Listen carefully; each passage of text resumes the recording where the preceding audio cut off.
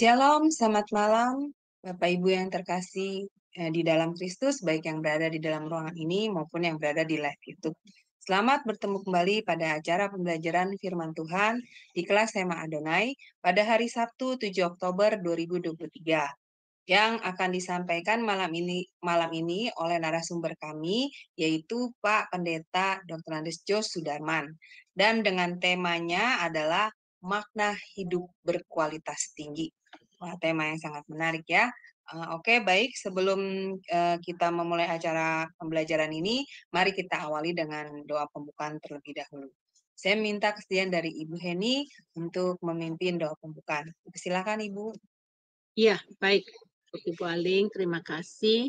Baik Bapak Ibu yang terkasih di dalam Tuhan, baik yang kita yang di Zoom maupun teman-teman yang ada di live streaming. Saya sudah melihat begitu banyak teman-teman yang sudah mengikuti acara kami. Shalom dari kami dari Zoom Sema Adonai buat Anda yang sedang menyimak siaran kami hari ini ya. Mari kita bersatu di dalam doa. Bapa Sorgawi, Bapa yang kami sembah di dalam nama Tuhan Yesus, kami datang kepadamu saat ini. Kami mau Bapa belajar firman Tuhan melalui hamba-Mu, Pendeta Jos Sudarman yang telah Engkau kirimkan kepada kami. Dia akan menjadi dosen kami malam ini ya Bapa, yang memaparkan pengajaran yang sangat penting, apa itu makna berkualitas tinggi. Sebagai umat Tuhan, kami mau memperbaiki kehidupan kami, karena yang Engkau inginkan Bapa, kami hidup serupa segambar seperti Engkau. Bapa, mampukan kami sebagai murid yang bisa mencerna pelajaran ini dan bahkan bisa mengaplikasikannya itu di dalam kehidupan kami sehari-hari. Biarlah jam-jam yang ke depan Engkau memberkati hamba-Mu Pendeta Jos Sudarman lebih lagi ya Bapa. Begitu juga untuk moderator kami malam ini, Ibu Aling, Engkau juga memberkati beliau, dan biarlah seluruh IT yang bekerja di belakang layar, Engkau memberkati kami semua. Bapa, terima kasih. Inilah doa kami yang kami panjatkan di dalam nama Yesus. Haleluya. Amin. Amin. Terima kasih Bu Heni untuk doa pembukaannya. Baik Bapak Ibu yang terkasih dalam Kristus, sebelum kita belajar, kita akan melihat terlebih dahulu profil dari narasumber kami, yaitu Pak Jos Sudarman. Dipersilakan operator.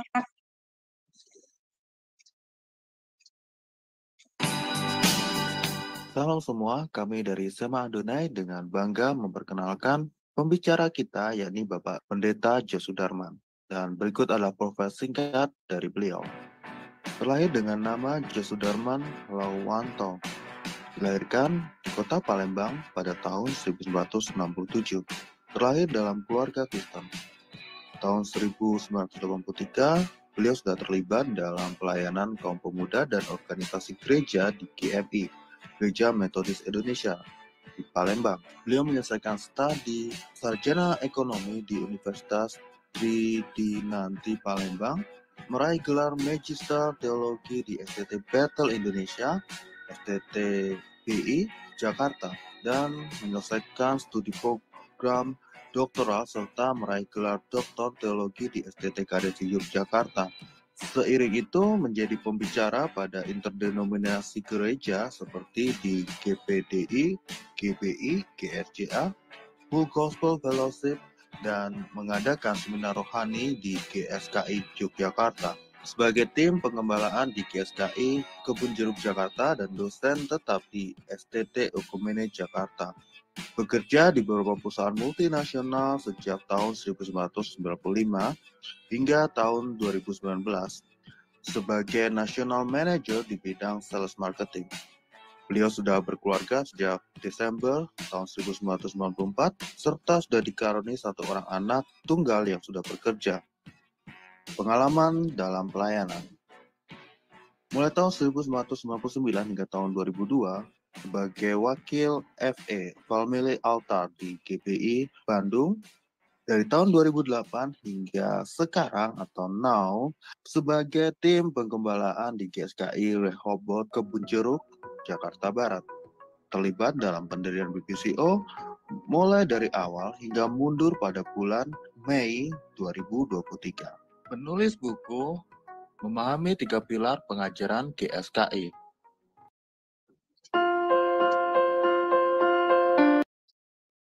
Iya, baik. Terima kasih kepada operator yang sudah menayangkan profil dari Pak Jos Sudarman. Baik, sebelum kita mulai pembelajaran, saya akan menyapa terlebih dahulu narasumber kita. Shalom, selamat malam Pak Jos. Selamat malam, Ibu Aling. Shalom Bapak Ibu, saudara terkasih dalam Tuhan. Iya, bagaimana Pak kabarnya? Semoga selalu sehat ya Pak. Puji Tuhan, amin, amin. Amin, puji Tuhan. Iya, baik Pak. Saya akan serahkan waktu dan tempat selanjutnya kepada Pak Jos. Dipersilakan Pak Jos. Ya, terima kasih Bu Aling. Shalom Bapak Ibu, saudara terkasih di dalam Tuhan. Senang berkumpul kembali. Kita bertemu dalam pembelajaran kebenaran firman Tuhan malam ini. Bapak Ibu, saudara kasih, malam ini saya mengambil tema makna hidup berkualitas tinggi. Kita belajar ya Bapak Ibu, apa sih yang diartikan atau didefinisikan hidup yang berkualitas tinggi? Karena mungkin saja kita belum memahami atau bahkan tidak sama sekali memahami apa yang disebut hidup berkualitas tinggi. Bapak Ibu saudara kasih, sebenarnya kita sebagai orang Kristen, sebagai orang percaya, kita adalah anak-anak Allah. Kita sebagai orang Kristen, orang percaya, sebenarnya kita adalah anak-anak Allah. Kalau kita menghargai diri kita secara benar, secara tepat dan benar. Sebab menjadi anak Allah itu bukan hanya sebutan, bukan hanya identitas, tetapi sesungguhnya adalah keberadaan kita. Nah, oleh sebab itu, orang percaya, kita sebagai orang percaya, kita sebagai anak-anak Allah, tidak boleh membuat diri merasa berharga dengan adanya faktor-faktor yang ada di dunia ini. Apapun faktor-faktornya. Faktor harta, materi, kedudukan, kekuasaan, pangkat, gelar, apapun itu. Jangan karena memiliki faktor-faktor atau sesuatu yang kita anggap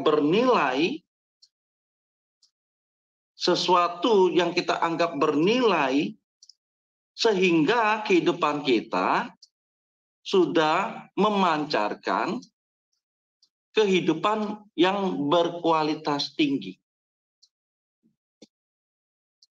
Kalau hanya sampai di situ pemahaman kita, maksud saya adalah kalau kita menghargai diri kita dengan memiliki faktor-faktor atau barang-barang tersebut, atribut-atribut tersebut, materi-materi yang ada di dunia ini, lalu kita sudah memaknai hidup kita sudah memiliki kualitas atau hidup berkualitas tinggi. Ya, kita tidak bisa pungkiri Bapak Ibu, dunia sekarang ini atau manusia yang hidup di dunia sekarang ini menghargai diri untuk supaya orang lain menghormati, dan untuk itu dibutuhkan sarana, yaitu apa? Tadi itu yang saya sebutkan, harta benda materi, pangkat, jabatan, status sosialnya, gelarnya, dan sebagainya. Kalau hanya sampai di situ pemahaman kita sebagai orang percaya, kalau hanya sampai di situ kita sebagai orang percaya memiliki seabrek yang tadi saya sebutkan, lalu kita sudah memaknai kehidupan kita sudah berkualitas, hidup yang berkualitas tinggi. Waduh, ini sungguh-sungguh kalau boleh saya sebutkan tragis. Kenapa? Karena itu sama saja tidak ada bedanya dengan orang-orang dunia.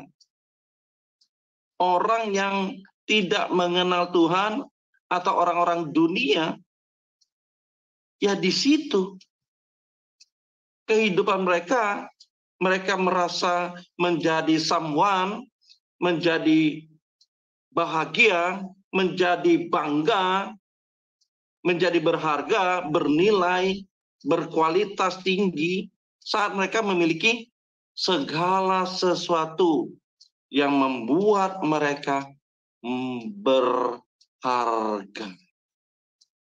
Sehingga mereka merasa terhormat dibanding dengan orang lain.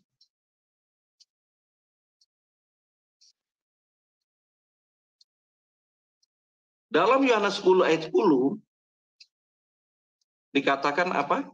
Pencuri datang hanya untuk mencuri, membunuh. Pencuri datang hanya untuk mencuri dan membunuh dan membinasakan. Aku datang, kata Tuhan Yesus, supaya mereka mempunyai hidup dan mempunyainya dalam segala kelimpahan. Nah, di sini ayat ini kita akan bedah, Bapak Ibu. Kita akan dalami. Kalau kita memaknai ayat Yohanes 10 ayat 10, kita memaknainya ini kalau bisa salah memaknainya, maka kita akan terjebak, terjerumus kepada perkara-perkara duniawi. Kita akan terjebak, maka menjerumuskan diri kita kepada perkara-perkara duniawi.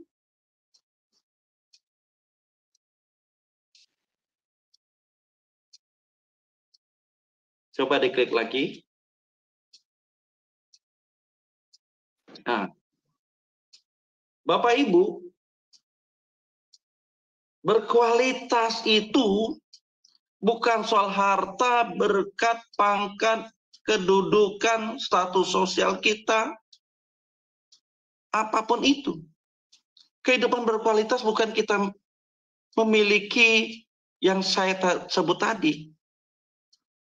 Kita memiliki barang-barang, atribut, status, faktor-faktor yang ada di dalam dunia ini. Kalau hanya sebatas itu, maka sudah menunjukkan bahwa kita masih mengasihi atau mencintai dunia ini. Kita masih duniawi. Dengan demikian, kehidupan kita bukan berkualitas tinggi, tapi sebaliknya berkualitas rendah. Ya Bapak Ibu, kenapa? Tuhan tidak datang untuk perkara-perkara dunia ini. Tuhan tidak datang ke dunia ini menjadi manusia untuk perkara-perkara dunia ini.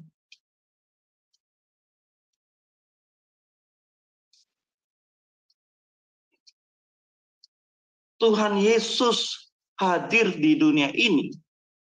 Tuhan Yesus menyediakan keselamatan bagi kita semua, bagi manusia di dunia ini. Bukan bicara tentang kesejahteraan, kebahagiaan,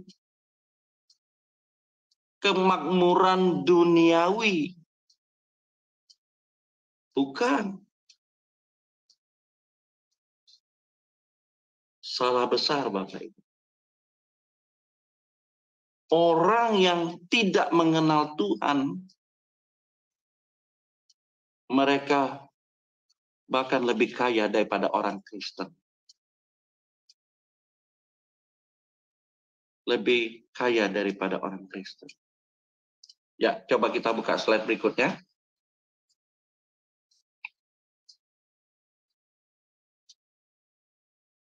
Ya.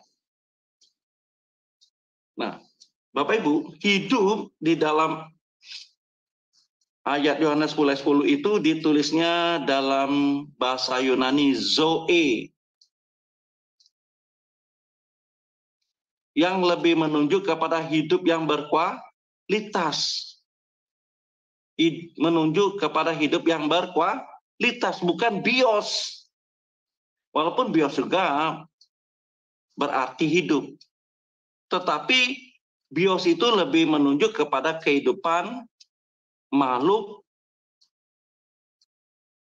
yang lain, yaitu hewan.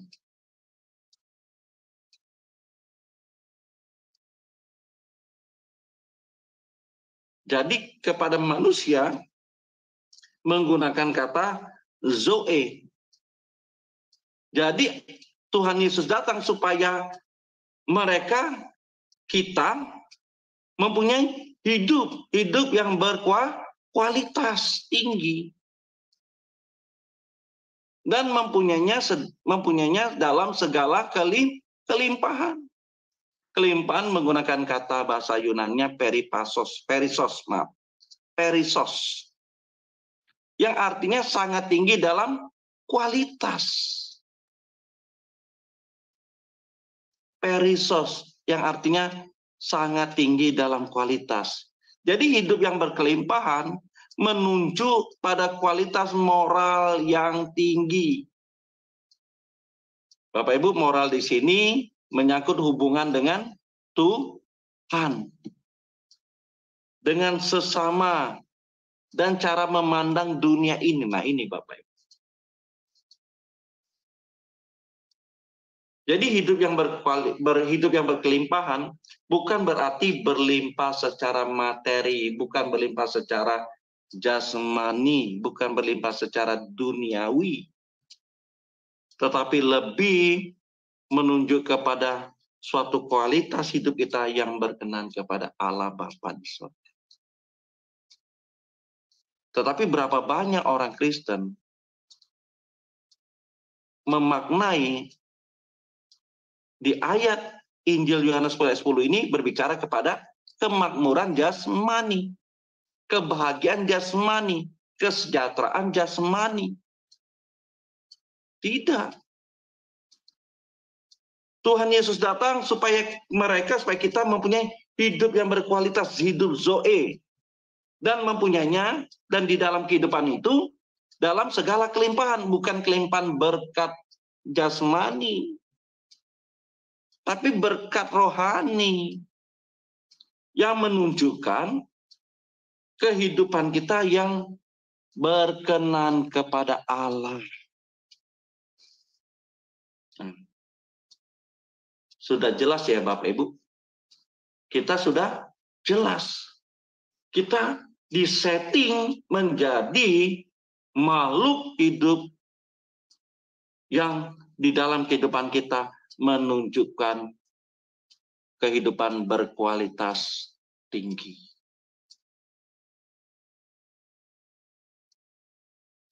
Nah, di sini saya tampilkan tabel Bapak Ibu. Hidup berkualitas rendah dan hidup berkualitas tinggi. Kalau hidup berkualitas rendah itu hidupnya sesaat, pikirannya kepada perkara-perkara dunia. Dia tidak memikirkan kehidupan selanjutnya, kehidupan setelah kematian di dunia ini. Kematian pertama. Mati di bumi ini adalah kematian pertama. Dia hanya memikirkan hidup di bumi ini saja. Usia dengan durasi waktu 70-80 tahun saja. Dia pikirkan hidupnya bahagia hanya sesaat saja dengan durasi waktu yang sungguh-sungguh sangat singkat di bumi ini. Fokusnya kehidupan sesaat. Nah, kalau hidup yang berkualitas tinggi, jangkauannya bukan lagi hidup di bumi ini, tapi bagaimana kehidupan kekal. Bagaimana kehidupannya setelah kematian di bumi ini. Bagaimana kelangsungan hidupnya setelah kematian di bumi ini. Pikirannya kehidupan kekal. Kehidupan selama-lamanya.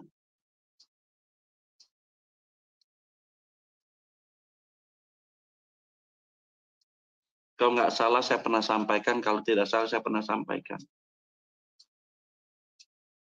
Apakah kita pernah merenungkan kalau suatu saat kita dipanggil oleh Tuhan dan kita tidak tahu kapan dan waktunya itu kita akan dipanggilnya.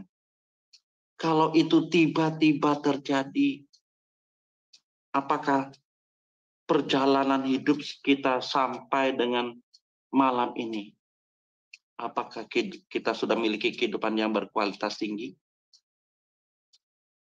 Kehidupan yang berkenan kepada Bapa di sorga. Kehidupan yang memuliakan Tuhan dalam hidup ini.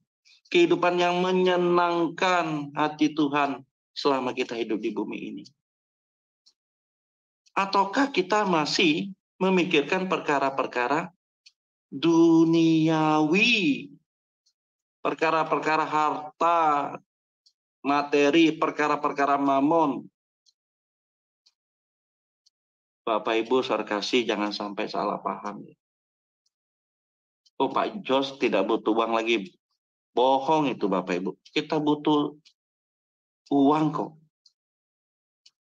Hidup ini butuh uang. Kita bilang tidak butuh uang. Bohong itu. Tetapi itu tidak menjadi utama. Bukan menjadi goal kita. Materi itu bukan menjadi goal kita, bukan menjadi target kita, bukan menjadi tujuan hidup kita. Mamon itu, materi itu adalah sarana, alat dalam kehidupan kita. Lewat sarana itu, lewat alat itu, mamon itu, kita mempergunakannya untuk melayani pekerjaan Tuhan. Untuk memuliakan Tuhan.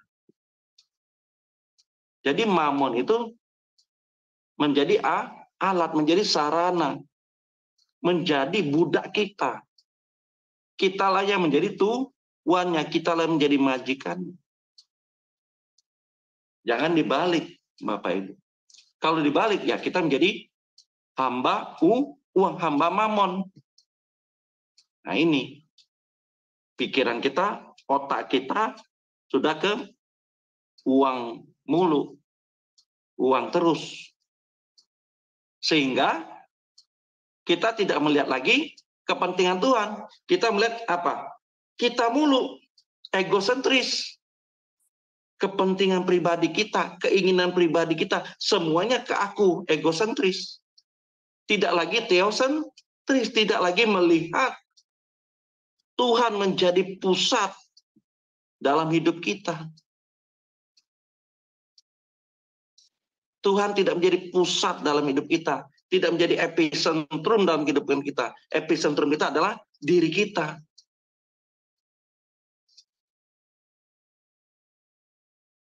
Sehingga orang yang seperti ini, yang egosentris, maka sudah pasti hidupnya dalam kedagingan.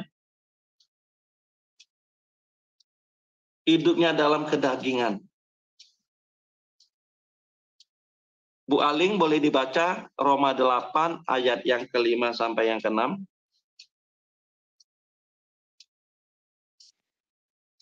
Iya, sebentar Pak. Roma 8. Ayat 5 sampai yang ke-6. Minta tolong dibaca, Bu. Ya, Roma 8 ayat yang ke-5. Roma 8 ayat yang ke-5 sampai ke-6. Demikianlah Ya. firman Tuhan. Sebab mereka yang hidup menurut daging memikirkan hal-hal yang dari daging. Mereka yang hidup menurut roh memikirkan hal-hal yang dari roh.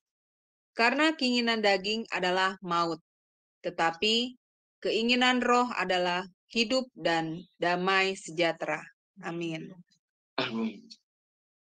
Bapak Ibu saya kasih, sesungguhnya hidup kita ini adalah kehidupan yang berhutang.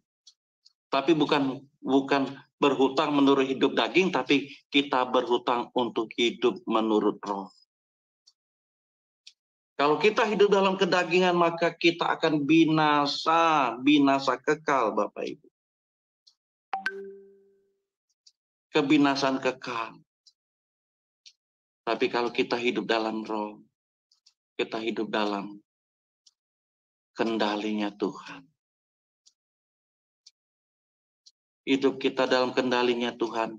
Kita memiliki kehidupan yang tenang, damai, sejahtera. Hidup saling mengasihi. Ada sedikit-sedikit cekcok, ada sedikit-sedikit tidak pas dengan diri kita.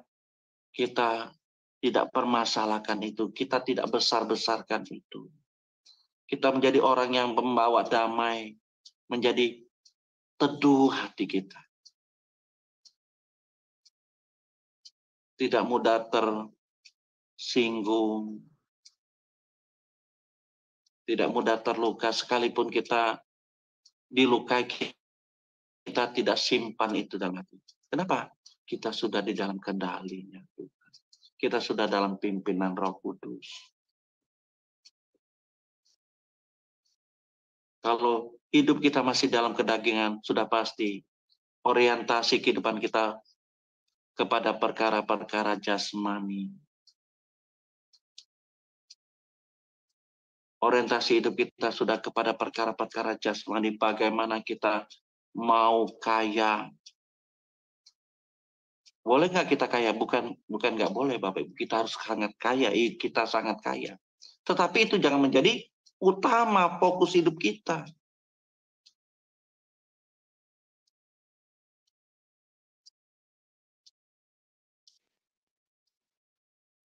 Pikirannya duit mulu. Orientasinya perkara jasmani mulu. Jadi serba duniawi. Orang seperti ini sudah duniawi, Bapak Ibu. Beda dengan orang yang berjalan dalam kehidupan yang memaknai hidupnya ini berkualitas tinggi. Dia orientasinya kepada perkara-perkara rohani. Perkara-perkara hidup kekal. Perkara-perkara apa sih yang harus saya lakukan dalam hidup ini supaya Tuhan tersenyum.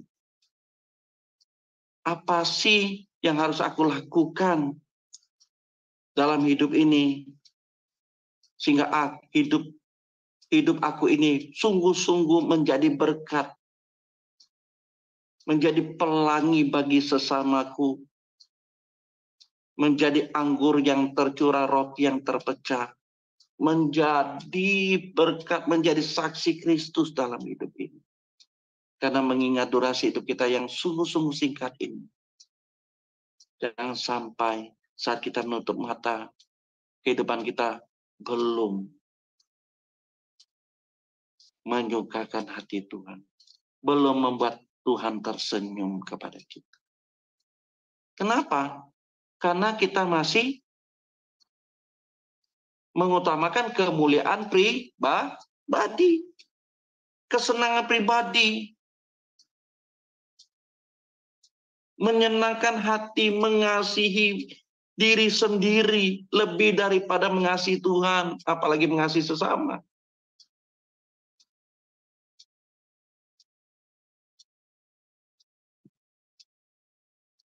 Ditujukan semua kepada kemuliaan pribadi, kesenangan pribadi. Maka Bapak Ibu, kalau orang itu ya, untuk menguasai Indonesia ya.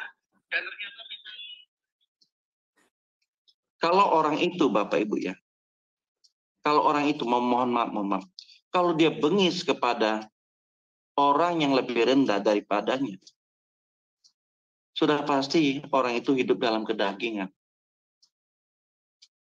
Saya ulang sekali lagi, mohon maaf ya Bapak Ibu, mohon maaf. Kalau dia bengis kepada orang yang di bawahnya, sudah pasti dia hidupnya dalam kedagingan. Hidupnya masih berkualitas rendah. Beda orang yang kehidupannya bagaimana memuliakan Tuhan. Tuhanlah menjadi kebahagiaannya, Tuhanlah menjadi kesenangannya. Beda.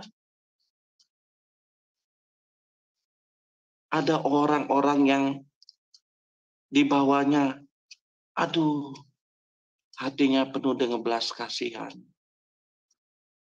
Ya mungkin secara materi kita tidak bisa tolong, tapi memperlakukan mereka sama seperti memperlakukan orang lain. Kita tidak ada membeda-bedakan mereka.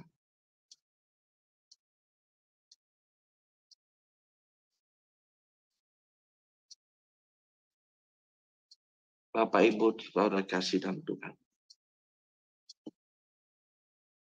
Oh ya, coba dibaca dulu Filipi 3 ayat 19, Bu Aling. Filipi 3 ayat 19. Baik, Pak. Filipi 3 Ayat ayat 19. 19. Demikianlah firman Tuhan. Kesudahan mereka ialah kebinasaan. Tuhan mereka ialah perut mereka. Kemuliaan mereka ialah aib mereka. Pikiran mereka semata-mata tertuju kepada perkara duniawi. Iya. Itu Bapak Ibu, sungguh menyedihkan kalau orang seperti ini Bapak Ibu. Dikatakan apa Bu Aling? Tuhan mereka? Perut mereka, Pak. Tuhan mereka apa? Perut mereka. Nah.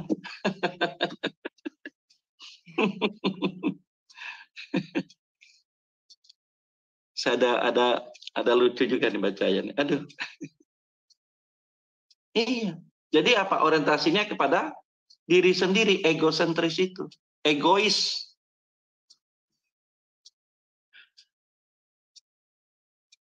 Tuhan Yesus datang memberi hidup. Artinya ia hendak mengembalikan kita manusia, anak-anaknya pada rancangan Allah yang semula. Yang memiliki kualitas hidup yang berstandar sebagai anak-anak Allah. Saya pernah sampaikan juga kalau tidak salah. Anak-anak Allah itu bukan identitas, bukan status, tapi keberadaan kita yang benar-benar membuktikan terverifikasi sebagai anak-anak Allah yang sah.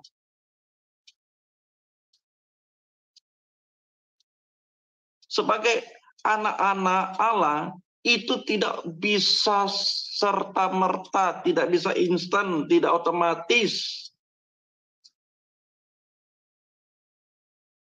Dia harus berjuang, membuktikan cara hidupnya, pola pikirnya, gaya hidupnya seperti gaya hidup Tuhan Yesus. Standarnya Tuhan Yesus. Oleh sebab itu, orang percaya yang sungguh-sungguh mau atau mau berjuang menjadi anak Allah yang sah, dia harus taat, dengar-dengaran, mengikuti jejaknya Tuhan Yesus.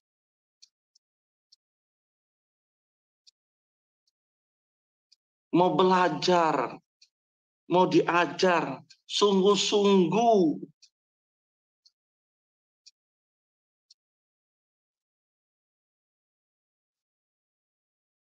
Mau seperti Tuhan Yesus. Ia datang memberi hidup. Sama artinya, ia datang mengajarkan hidupnya. Ia datang mengajarkan cara hidupnya kepada kita agar kita meneladani apa yang Tuhan Yesus perbuat selama ada di dunia ini 2000 tahun yang lalu. Tuhan Yesus mengajarkan kepada kita agar mengikuti cara hidupnya, sehingga dengan demikian kita dapat bersekutu dengan Bapa di surga.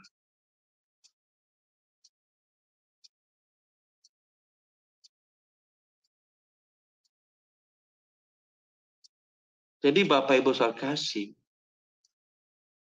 kalau kita memaknai Yohanes 10 ayat 10 tadi, berbicara kepada berkat jasmani, sungguh-sungguh itu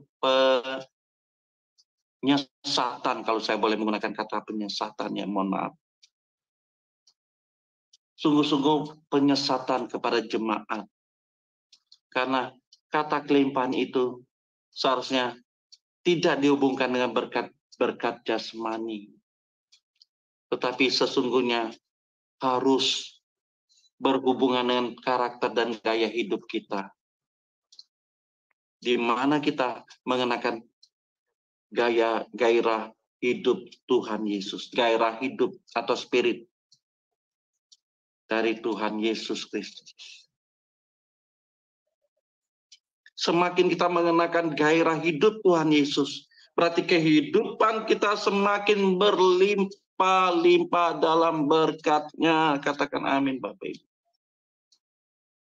Semakin kita mengenakan gairah hidup Tuhan Yesus dalam hidup ini, berarti kehidupan kita semakin berlimpah-limpah dalam berkat-Nya. Bukan berkat jasmani saja Bapak Ibu, tetapi berkat rohani. Berkat rohani yang besar, berkat rohani yang kekal itu. Inilah makna hidup berkualitas tinggi Bapak Ibu. Sesungguhnya inilah harta yang sesungguhnya yang disediakan Tuhan bagi kita yang mau sungguh-sungguh bertekad menjadi anak-anaknya, menjadi anak-anak Allah. Jadi sangatlah duniawi kalau orang Kristen menjalani hidup kekristenannya dengan landasan kelimpahan jasmani. Saya ulang sekali lagi. Jadi sangatlah duniawi kalau orang Kristen menjalani hidupnya, hidup kekristenannya dengan berlandaskan kelimpahan jasmani. Sungguh-sungguh tragis Bapak Ibu. Dan orang Kristen seperti ini,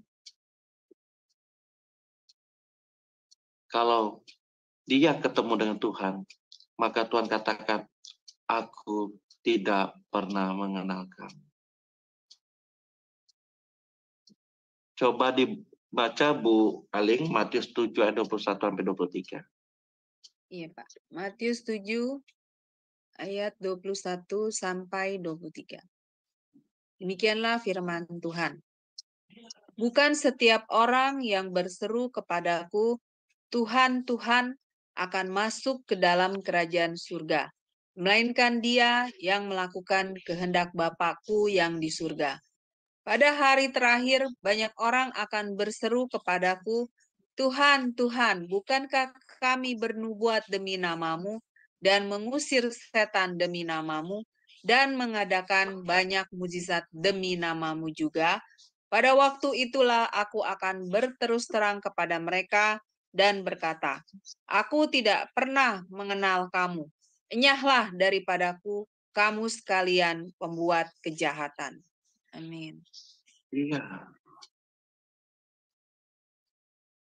Ini sungguh-sungguh Bapak Ibu menjadi perhatian bagi kita yang malam ini mungkin mengikuti atau menyaksikan acara ini. Kita renungkan kembali Bapak Ibu perjalanan hidup kita, perjalanan kekristenan kita. Kita lebih banyak berada di posisi yang mana? Posisi yang tadi yang ditabur sebelah kiri adalah hidup berkualitas rendah, atau yang di sebelah kanan hidup berkualitas tinggi. Di mana tadi saya sudah uraikan.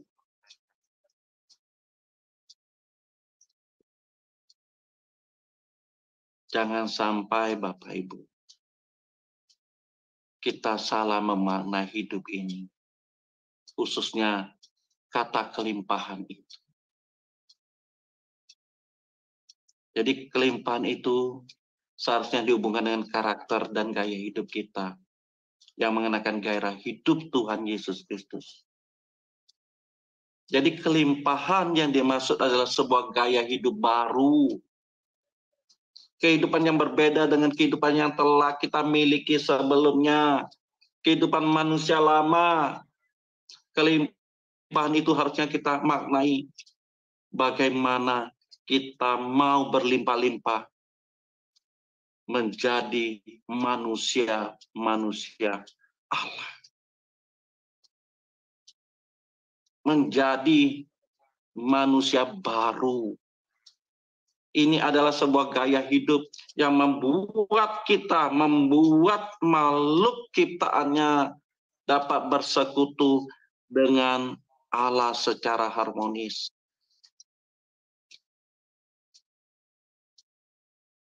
Lebih dari semua yang Tuhan sediakan atau berikan dalam keselamatannya. Dipulihkannya kita atau diperdamaikannya kita kembali dengan Allah. Ini adalah berkat yang terbesar Bapak Ibu. Adalah berkat rohani yang terbesar segala-galanya dalam kehidupan kita. Jadi Bapak Ibu saya kasih, sepanjang pengiringan kita dalam hidup ini, dalam sisa hidup ini, harus terus-menerus diisi dengan belajar mengenal Tuhan. Sungguh-sungguh kita mau mengenal Tuhan secara pribadi dalam hidup kita. Kita mengalami Tuhan secara real. Dan untuk itu kita harus menyelenggarakan hidup ini dengan takut dan gentar. Dengan takut dan gentar. Kita mau presisi dengan Tuhan. Cara hidup kita presisi dengan Tuhan. Kita mau hidup ini presisi dengan Tuhan. Untuk itu Bapak Ibu, untuk itu kita harus menjaga hidup berkualitas. Untuk menjaga hidup berkualitas, langkah pertama adalah kita harus menggunakan waktu dengan baik. Kita baca di Efesus 5 ayat 15-16. Ya. Efesus 5 ayat 15 sampai dengan 16. Demikianlah firman Tuhan. Karena itu, perhatikanlah dengan sesama bagaimana kamu hidup. Janganlah seperti orang bebal, tetapi seperti orang arif. Dan pergunakanlah waktu yang ada, karena hari-hari ini adalah jahat. Amin. Ya, terima kasih Bu Aling. Bapak Ibu yang dikasih oleh Tuhan, Kita diingatkan agar mempergunakan waktu sebaik mungkin dengan cermat. Kenapa di situ dalam durasi waktu kita ada momentum di mana kita memiliki waktu yang sangat terbatas. Di dalam waktu yang sangat terbatas itu harusnya kita memiliki hidup yang berkualitas, momentum hidup yang berkualitas, hidup yang mengalami perjumpaan dengan Tuhan, hidup menjadi berkat, hidup memuliakan Tuhan, hidup menjadi saksi Kristus.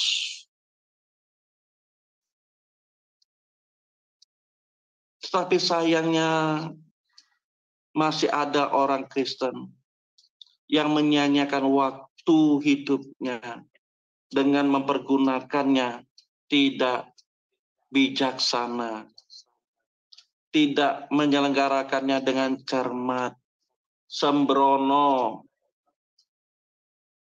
Bahkan dia membuang waktunya dengan komunikasi atau obrolan, diskusi yang sia-sia.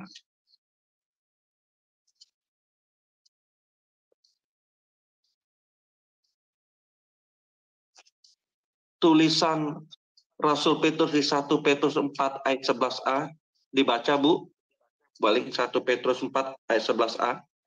Baik, Pak. 1 Petrus 4 ayat 11a. Demikianlah firman Tuhan.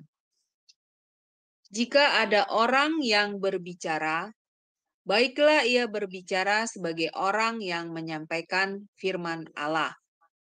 Iya. Jika ada... Cukup, Bu. Terima kasih, Bu. Jadi kalau kita bicara, Bapak Ibu, di dalam pembicaraan kita itu harusnya ada firman Allah yang disampaikan. Sehingga kita membangun iman kepada sesama kita. Ada berita keselamatan yang kita sampaikan. Jangan pembicaraan kita, diskusi kita, obrolan kita yang sia-sia. Apalagi gosip. Semakin digosok, semakin sip. Beritanya A, nyampainya A++, Bapak Ibu. Beritanya A, bisa nyampainya A++. Ada bumbu-bumbu. Jadi Bapak Ibu, jika kita tidak menata waktu kita dengan baik, percayalah, kita akan dilibas oleh waktu. Waktu berjalan dengan cepat. Maka kadang kita ya Bapak Ibu ya, kadang kita keluar pagi dari rumah, tiba-tiba sudah siang hari. Setelah siang hari kok sudah sore ya, udah malam. Waduh, waktu berlalu dengan cepat.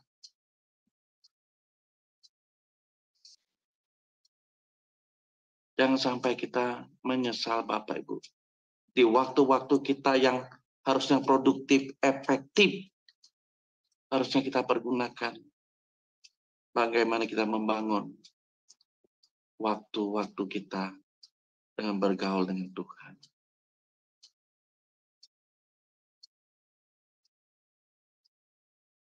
Yang kedua, memiliki pikiran kebajikan.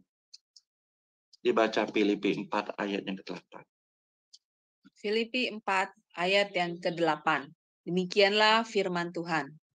Jadi akhirnya saudara-saudara, semua yang benar, semua yang mulia, semua yang adil, semua yang suci, semua yang manis, semua yang sedap didengar, semua yang disebut kebajikan dan patut dipuji, pikirkanlah semuanya itu.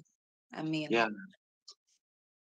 Bapak Ibu, supaya perbendaharaan hati kita dipenuhi hal-hal yang benar, kita harus mengisinya dengan kebenaran firman Tuhan. Sehingga iman kita semakin bertumbuh, semakin kokoh, berakar. Itu orang yang mau hidup berkualitas tinggi. Tapi kalau orang yang hidupnya berkualitas rendah, di pikirannya hanya dunia ini, perkara-perkara jasmani, hal-hal yang negatif, hal-hal yang mengkhawatirkan, mencemaskan, sehingga akhirnya ia selalu kalah dalam setiap pergumulan hidupnya. Maka jangan heran Bapak Ibu, ada orang yang mengambil jalan pintas dengan bunuh diri, mengakhiri hidupnya dengan bunuh diri. Karena apa? Karena dia tidak memiliki pikiran kebajikan, mengisinya dengan firman Tuhan, mengisi waktunya dengan hidup bergaul dengan Tuhan, membaca kebenaran firman Tuhan, mendengarkan renungan-renungan.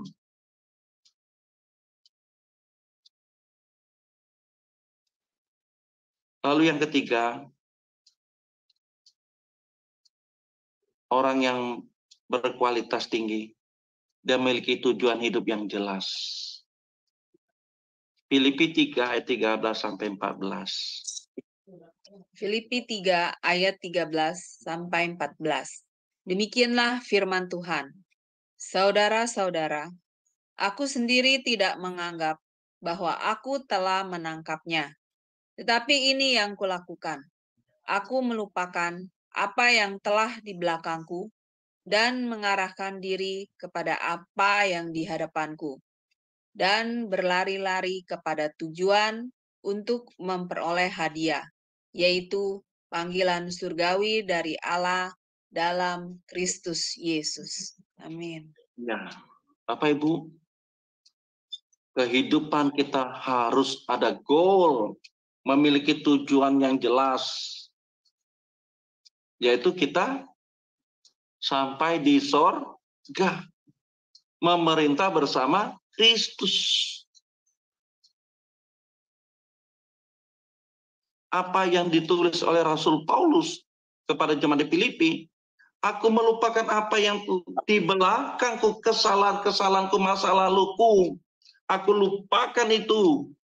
Itu tidak menjadi tujuan hidupku lagi, tidak menjadi goal dalam hidupku lagi. Tapi aku mengarahkan diri kepada apa yang di hadapanku, di depanku.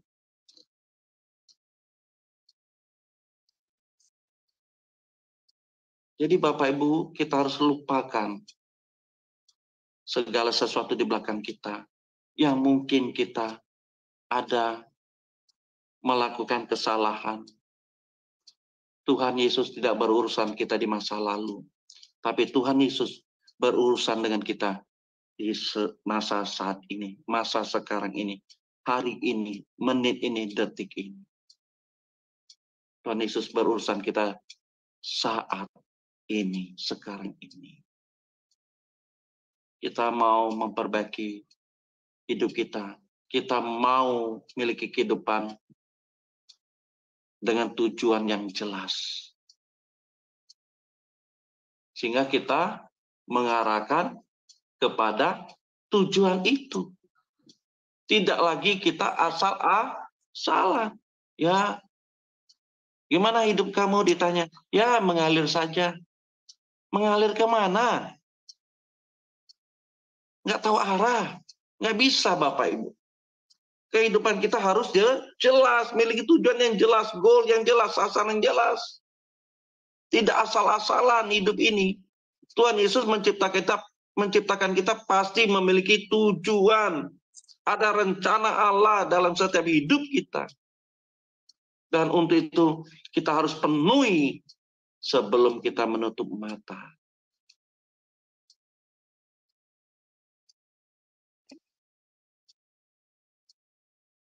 Yang terakhir Bapak Ibu, untuk tetap menjaga hidup berkualitas tinggi, kita harus berani bayar harga.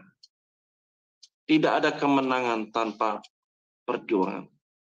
Tidak ada mahkota tanpa salib. No crown without cross. No crown without cross. Kita berani bayar harga.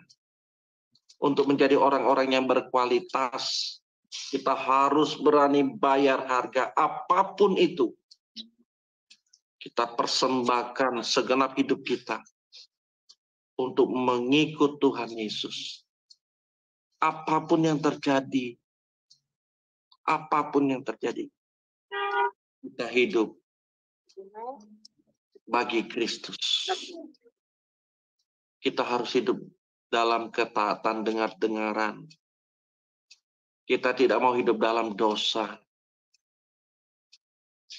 Kita mau berjuang menjadi seperti Kristus.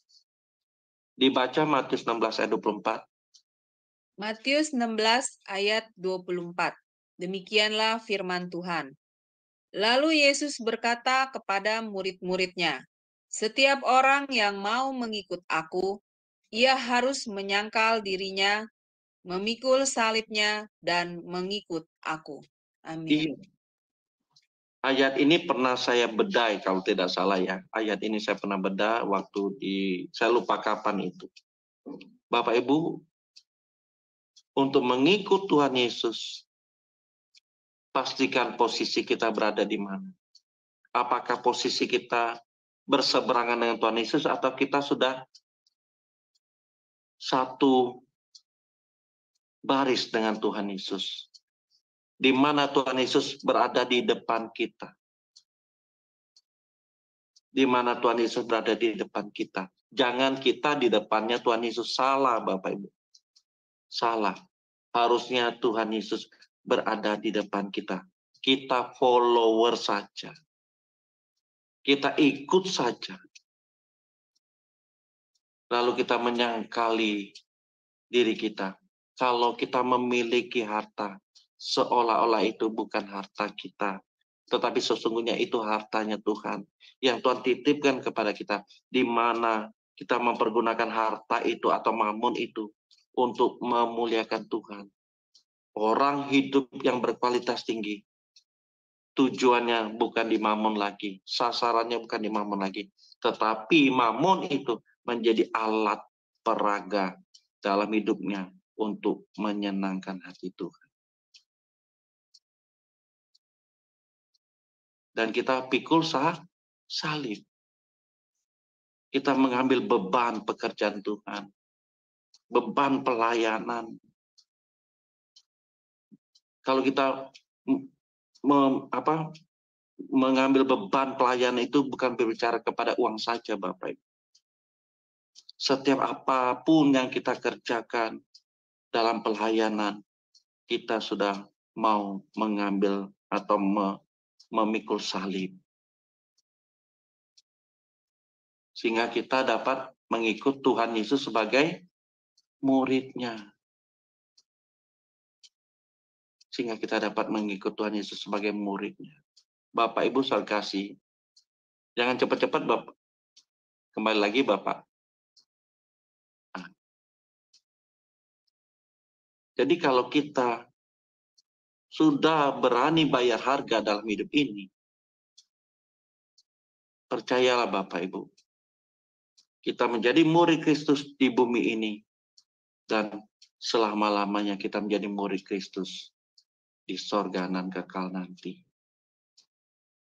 Lalu pertanyaan besarnya kepada kita Bapak Ibu dan juga kepada saya, apakah kita sudah menjadi orang-orang Kristen yang memiliki hidup berkualitas tinggi?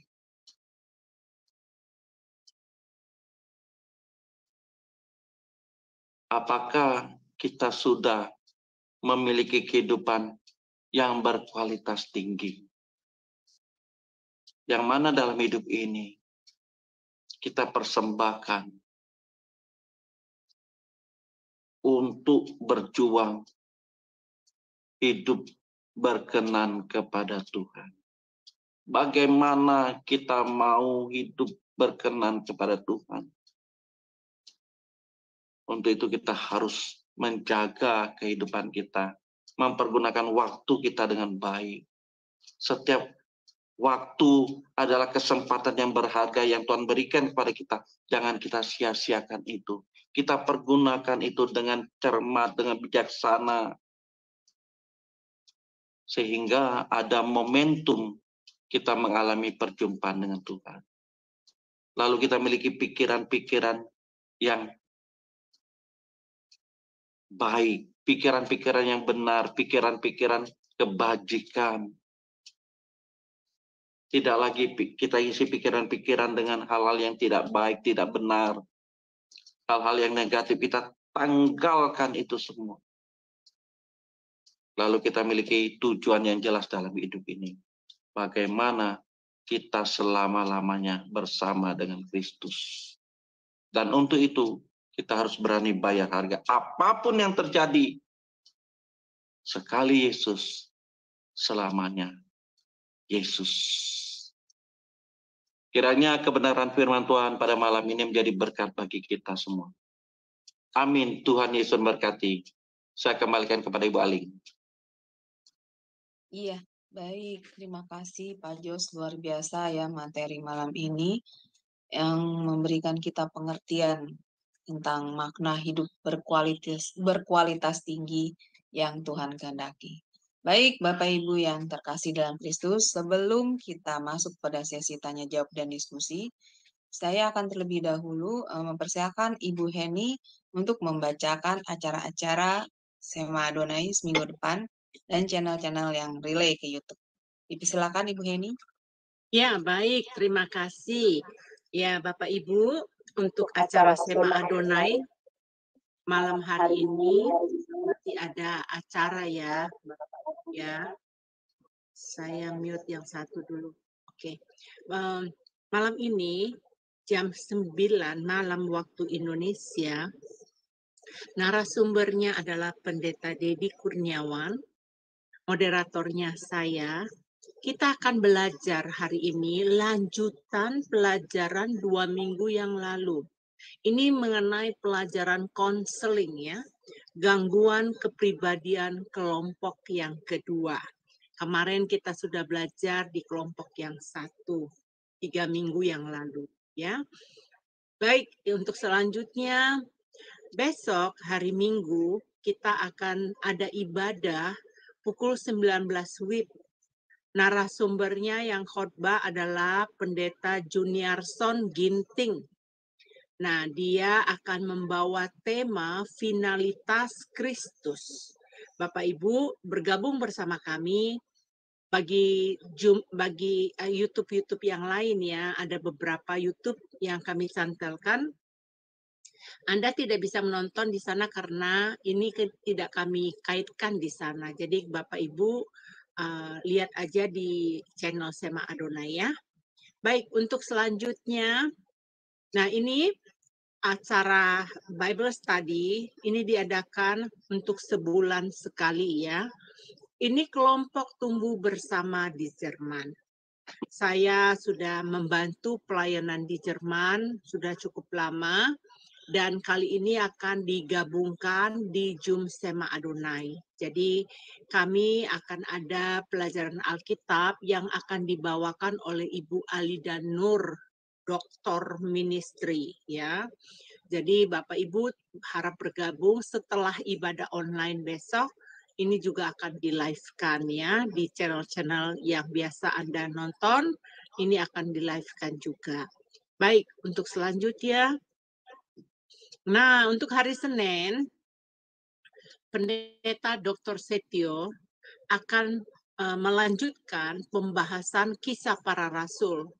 Nanti ini akan dibahas kisah para rasul 13 ayat 1-3. Temanya adalah kecil tapi berdampak besar. Wah, ini tema bagus ya. Nah, ini moderatornya Bro Agus, hari Senin jam 9 malam. Dipersilakan Sis Aling next. Oke, ini acara hari Selasa. Nah, moderatornya tetap Bro Agus ya, narasumbernya itu apologet yang cukup terkenal, Pak Erben. Banyak diskusi di YouTube ya, cukup handal menjawab pertanyaan-pertanyaan umat sebelah. Nah, dia akan membawa tema mengapa Yesus disunat, namun pria-pria Kristen tidak wajib disunat. Nah, lo mau tahu nggak? Oke, besok bergabung ya bersama kita orang jam 21 WIB. Selanjutnya, nah ini Ibu Suryani, minggu kemarin maaf sekali acaranya dibatalkan karena ada suatu kendala ya. Nah, besok hari Rabu ini, maksudnya minggu depan hari Rabu, akan lanjut pelajaran otoritas kerajaan part 3. Jam 21:10 WIB ya, hari Rabu. Narasumbernya sudah cukup dikenal, Pendeta Dr. Suryani Watimena, dan moderatornya adalah Ibu Aling. Silakan lanjut.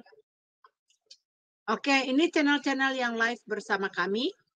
Channel kami adalah namanya Sema Adonai. Dan channel Omi Hen adalah channel saya pribadi ya.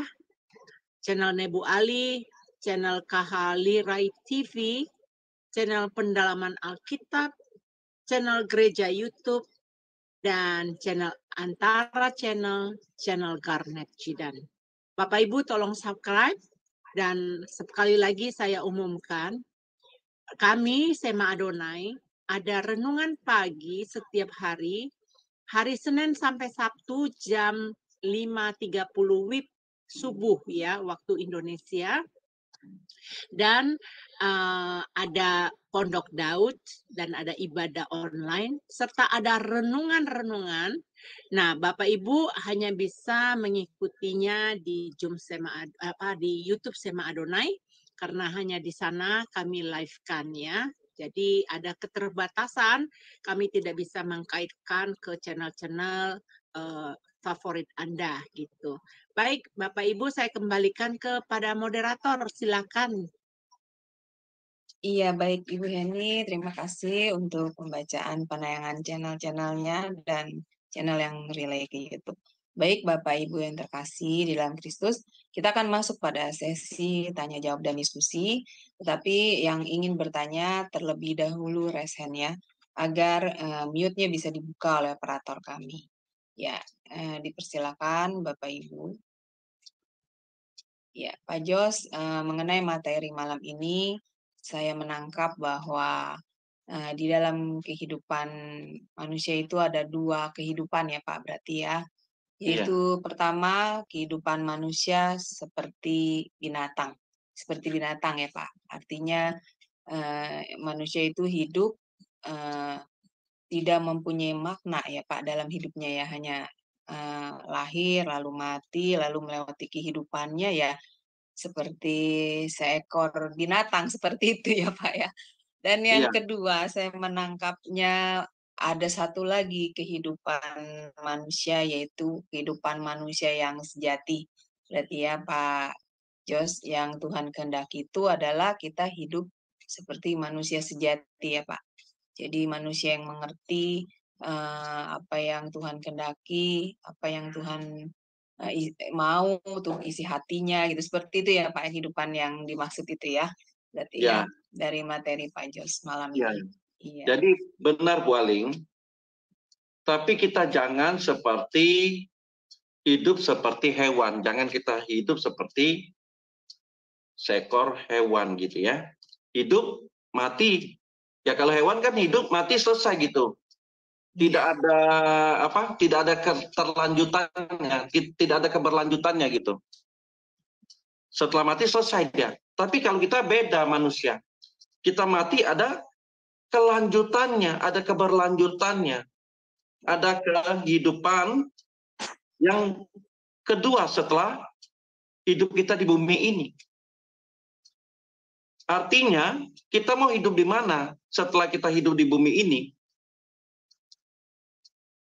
Jangan sampai kita mengalami seperti apa? Seperti hidup yang berkualitas rendah, yang hanya memikirkan kehidupan kepentingan sesaat. Padahal harusnya kita memikirkan kehidupan kekal. Kalau kita tidak berpikir seperti itu, maka kita akan hidup seperti hewan. Kalau hewan selesai, tidak ada keberlanjutannya. Tapi kalau kita manusia, ada keberlanjutan kita setelah kematian kita di bumi ini, inilah disebut kematian pertama. Nah, kita mau di mana? Kita mau mati lagi, mati selama-lamanya, atau kita mau hidup selama-lamanya dengan Kristus?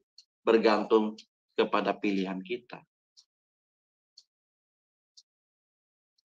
Iya, baik.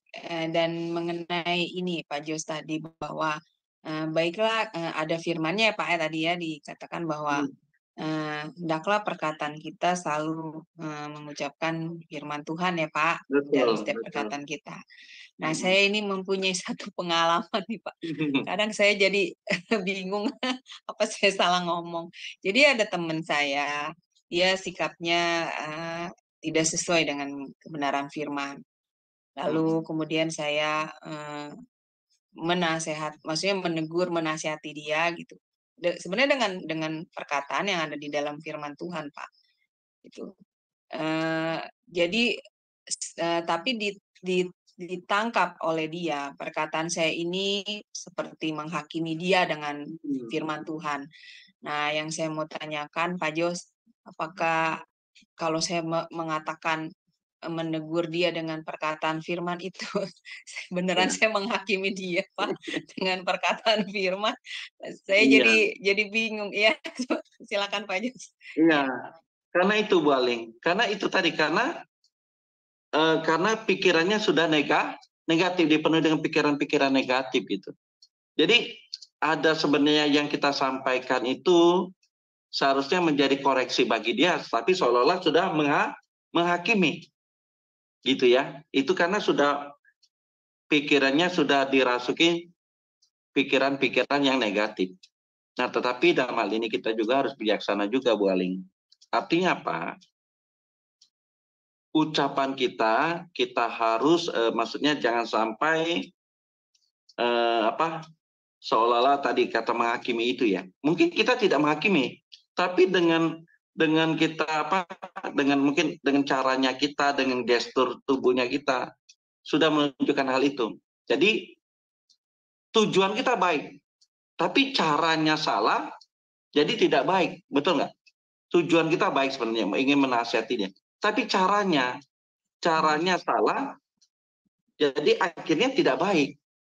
Jadi dua-duanya harus baik. Jadi caranya dan isi yang kita mau sampaikan juga ini harus tepat. Artinya saling melengkapi. Jangan sampai salah satunya ini tidak mendukung gitu. Kalau caranya salah, isinya kita ini baik, jadi akhirnya tidak baik.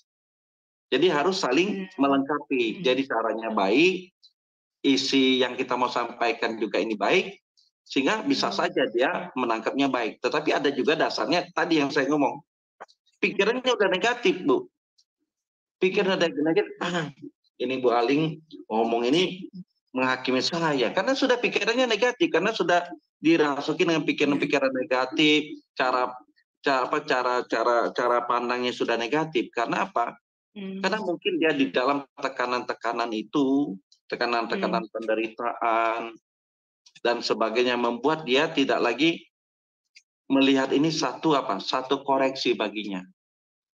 Biasanya Bu orang-orang yang seperti ini kita kasih nasihat saja dianggapnya kita nanti sok pintar lagi. Sok nasihat, sok kamu sok menasihati lagi. So kamu jadi mau pendeta saja gitu kan, dia bisa berasumsi seperti itu karena sudah rasukin pikiran-pikiran yang tidak baik itu, bukan pikiran yang benar lagi, bukan pikiran yang positif, tapi sudah pikiran yang tidak baik, yang negatif itu. Nah, dalam hal ini pintar-pintar kita juga, Bu. Nah, dalam hal ini pastoral counseling ini masuk. Pastoral counseling kita masuk. Jadi ada ada perasaan empati kita di sana, Bu. Jadi bukan lagi simpati. Jadi M itu lebih dalam. Sudah kita masuk ke dalam jiwanya gitu. Sudah lebih menyentuh ke jiwanya. Gitu. Jadi dalam hal ini kita harus bijaksana juga ya. Tapi memang dasarnya orang juga negatif. Jadi kita juga pintar-pintar di sini, Bu. Iya, Jadi gini Pak, memang waktu itu saya menasehati dia itu lewat chatting ya Pak Jos ya. Ah, Mungkin ah, tidak ada intonasi nah, nada, itu jadi dia hmm, menangkap benar perkataan Bu, saya itu seperti benar. menghakimi ya Pak Jos Benar ya. Bu, apalagi kalau kita lewat WhatsApp gitu ya. Mm-mm. Tulisan kita tuh tidak ada emosinya, Mm-mm. tidak ada apa tuh eh, caranya tidak ada kan, Mm-mm. hanya tulisan aja. Mm-mm. Nah, itulah Mm-mm. dia bilang kamu menghakimi, sok tahu deh, sok lebih pintar deh, sok lebih benar gitu, ya kan? Iya, Nah, iya. itu. Makanya sebisa-bisanya Bu, kalau kita Mm-mm. melakukan pengkolokan, sebisa-bisanya jangan melalui chatting. Kadang Chatting. salah tafsir Bu, kadang salah tafsir. Iya, Orang betul. lagi negatif, yang kita sampaikan positif, dia pikirnya negatif. Itu Iya. kalau hukum apa namanya? Hukum Mm-mm. fisika ya. Orang negatif, Mm-mm. kita positif. Kalau kita Mm-mm. gabungin jadi negatif, nggak bisa. Iya, iya. Oh, begitu ya Pak ya. Ya, Iya, iya. jadi harus ketemu face to face. Pasaran Hmm. konseling itu harus face to face. Atau ya kalau tidak by phone aja, Hmm. komunikasi Iya. verbal. Iya, mungkin karena tidak ada intonasi nada Ini dalam ucapan saya, itu tangkapnya sama dia. Saya sampai berpikir, apa benar ada ya, orang hmm, menghakimi dengan firman iya, iya. Tuhan? Nah, Hmm. itu pengertian Ya, saya. Iya, sebisa-bisanya jangan itu Bu, jangan tulisan lah ya. Karena itu iya, tidak mewakili gitu kan. Saya bisa iya salah betul Pak. tafsir gitu. Betul, betul.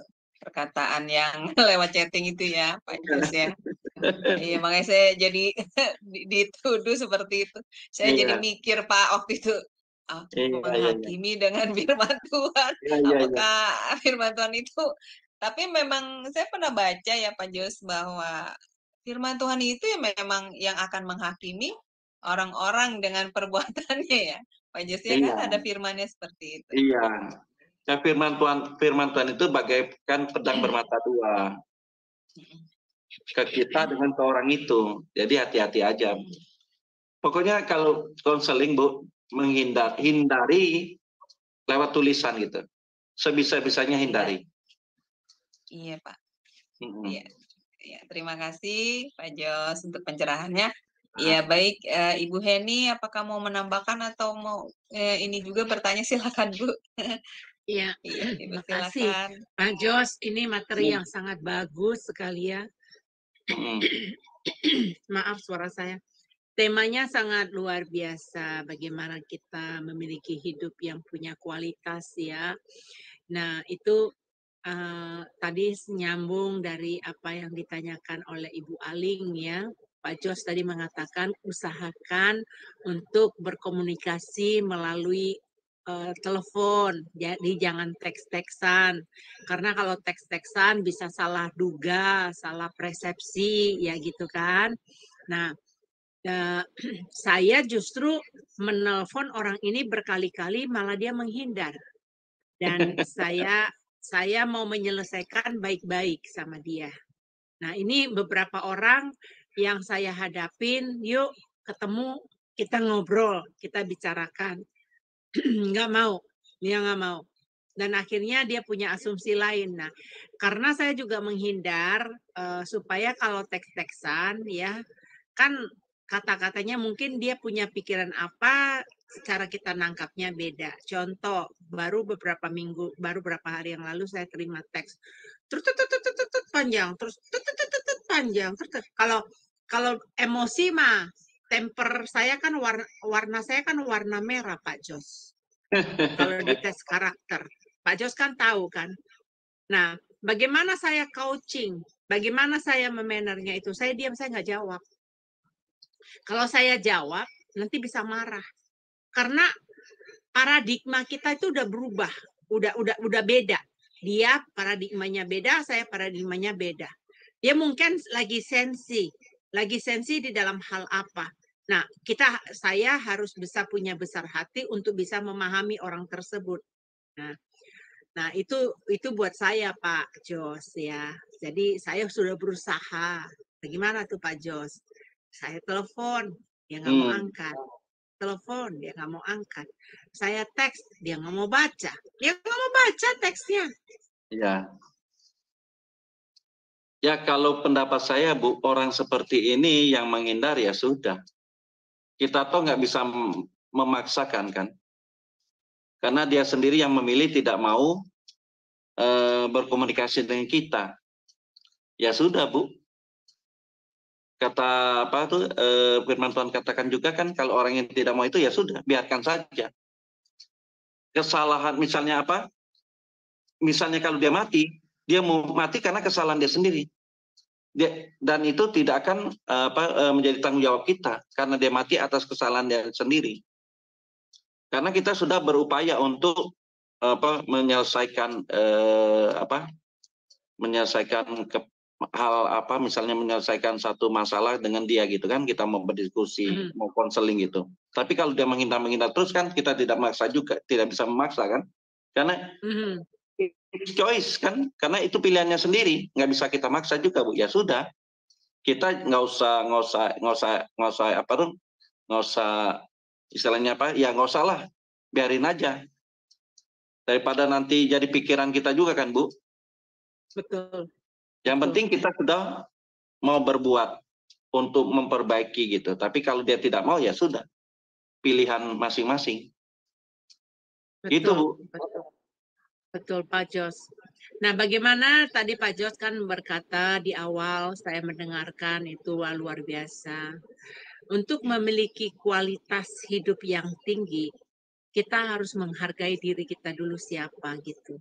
Nah, kalau kita tidak menghargai diri kita dan kita tidak menempatkan posisi kita di dalam kualitas yang tinggi itu, akhirnya hidup itu unbalanced, tidak seimbang menurut saya Pak Jos. Ya.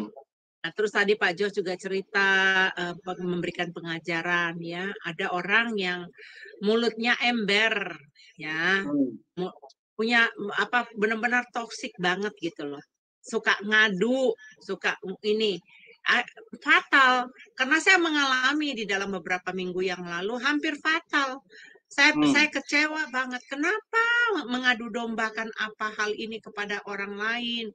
Dan yang lucunya, yang saya sudah anggap ya. Nah, ini Pak Jos, saya dulu kira-kira 5 I think lebih dari 6 atau 7 tahun yang lalu deh. Saya punya masalah di dalam hal kekecewaan kepada hamba-hamba Tuhan. Dalam hal gini, kalau Anda telah terpanggil dan telah mau menerima otoritas yang dari Tuhan percayakan sebagai hamba Tuhan, jadilah hamba Tuhan yang punya kualitas dan punya mutu yang tinggi. Nah, saya melihat ada hamba-hamba Tuhan ini yang hidupnya saya lihat, saya menyaksikan dengan mata kepala saya sendiri. Jadi buat saya itu terluka karena kan saya perfeksionis. Kejiwaan saya. Jadi maaf teman-teman, saya nggak malu mengatakan saya ada kelainan jiwa di super perfeksionis itu. Ya. Jadi saya tuh jadi dalam hati gini, lu Kristen, lu pendeta, lu kok kayak begitu kelakuan lu, kok kayak begini? Nah, itu gangguan kejiwaan saya di sana. Saya nggak bisa tidur, saya pikirin terus gitu, belum tahu cara melepaskan gitu ya, namanya proses ya teman-teman ya, teman-teman di YouTube ya, dengerin saya itu proses di dalam kehidupan sampai sekarang ini itu masih diproses gitu. Nah, saya sampai saat ini juga berpikir Pak Jos, kita sebagai anak-anak Tuhan, cobalah. Makanya saya senang sekali pelajaran yang Pak Jos kasih hari ini. Saya senang banget. Saya berharap saudara-saudara seiman saya yang mendengarkan acara ini, mari kita sama-sama. Saya juga sedang terus berusaha, nggak gampang, nggak mudah, nggak seperti kita balik telapak tangan ya. Wah, saya pikir dulu Pak Jos, pendeta khotbah ya, gue mau dong, gue mau punya hati yang murni, gue mau dong punya kualitas hidup yang tinggi, semuanya mau gitu. Tetapi nggak dipraktekkan, nggak diolah, nggak dibentuk, nggak ditata, bagaimana jadinya, Pak? Nah, saya ngalamin kayak gitu, Pak Jos. Pak, saya rasa juga Pak Jos punya pengalaman demikian ya sebagai hamba Tuhan dari awal kita Iya, terpanggil, bener ya nggak Pak Jos? betul. Nah, Betul, Bu. Dulu saya ini boleh termasuk udah orangnya manut aja, Bu. oh, Hamba Tuhan katakan apa, manut saya. Kenapa ada firman Tuhan mengatakan hamba Tuhan itu adalah biji mata Tuhan kan, jangan mengusik hamba Tuhan yang diurapi gitu. Nah, jadi apapun perkataan itu saya ikutin. Jadi kata-katanya itu sudah saya anggap benar itu. Sampai saya pernah demikian. ngalamin yang itu juga. Ya, saya Iya, pernah ngalamin. jadi ada hal-hal yang salah ya kita sampai menutup mata gitu. Ada hal-hal yang salah kita udah menutup mata. Nah, tapi juga kita nggak boleh demikian dengan bertumbuhnya kita juga tidak boleh demikian. Kenapa? Kalau kita menutup mata kepada hamba Tuhan yang salah dan kita tidak menyampaikan hal itu, tentu dengan wise ya caranya, wise, hormat, tetap ya respect gitu ya. Kita juga salah kalau tidak menyadarkan kepada mereka. Jadi kita juga ada tanggung jawab di situ. Kalau ada sesuatu yang salah ya kita sampaikan. Tapi tentu dengan cara yang baik, wise, hormat, respect kepada hamba-hamba Tuhan tersebut supaya kita juga jangan menghakimi gitu, jangan tanda kita menghakimi. Belum tentu kita lebih baik daripada dia juga, ya kan? Jadi tentu dalam hal ini tidak boleh ada perasaan kita menghakimi, tapi lebih kepada perasaan untuk mengasihi gitu. Perasaan untuk mengasihi. Nah, kalau sudah ada perasaan untuk mengasihi, berbeda sudah konteksnya. Udah beda lagi. Jadi tidak menghakimi, tidak langsung menjatuhkan, langsung membunuh karakternya. Dan mirisnya sekarang yang terjadi apa? Banyak hamba-hamba Tuhan juga perilakunya tidak lagi perilaku seperti hamba Tuhan. Seperti tidak ada lagi rasa mengasihi, rasa respect gitu. Seharusnya semuanya itu harus dibalut dengan mengasihi. Kalau sudah ada mengasihi itu, rasanya siapa sih kita ini? Emang kita lebih baik daripada dia? Emang kita lebih benar daripada dia? Emang hidup kita sudah kudus daripada dia? Tidak ada semua yang benar. Yang benar itu hanyalah Tuhan Yesus, hanyalah Allah Bapa. Jadi itu Bu. Iya Pak. Wah, ini nggak sabar nih Pak dosen. Kapan dong kita setelah ini kita Pak dosen ngajar kita belum? Kita belum ketemu. Tahun depan ya. Tahun depan Bu. Oh, tahun depan ya. Iya. 3 bulan kita lagi lagi, nunggu-nunggu mana nih Pak dosen Jos ini ngajar kita nih. Semester belum ada. 2. semester 2 Semester belum 3. ada nih. Iya. Iya. Makanya Berarti saya bilang semester 3 ya Pak. Iya, Iya. tahun depan. Wow, mantap. Kita nunggu ya, Ibu Aling ya. Nunggu ya. Iya. Iya benar. Luar Iya, biasa Pak ya Pak Jos, materi malam ini. Silakan teman-teman yang lain kalau ada yang mau bertanya, ayo. Silakan. Masih ada waktu ini. Yang mau bertanya, silakan. Atau mau berbagi. Ya, kalau ada teman-teman yang di live chatting yang mau bertanya, silakan juga. Nanti saya akan sampaikan ke hamba Tuhan Pak Jos Sudarman ya. Ya, nah, salam Pak. Ibu Paula. Yes, ada ya Bu ya? Iya, salam Bu Paula. Terima kasih ya Anda telah komen. Iya, terima kasih juga kepada Ibu Desi. Ya, Sister Desi. Thank you. Ya, thank you. Ada yang komen itu di ini. Sama pendeta Jos Sudarman juga sama teman-teman, dia shalom. Luar biasa. Ya. Kalau ada yang mau bertanya silakan ya teman-teman, nanti saya akan sharekan gitu.